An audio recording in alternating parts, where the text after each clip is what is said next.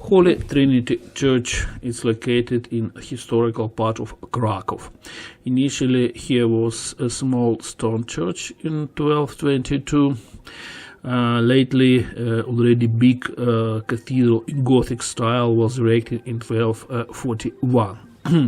It stayed and enlarged during several centuries, but to regret, in the middle of 19th century, in 1850, here was a very big fire, and cathedral church was absolutely destroyed.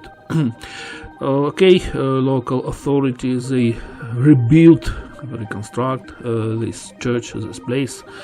It was the first service after the fire was 1884, but the style was a little bit different than original one.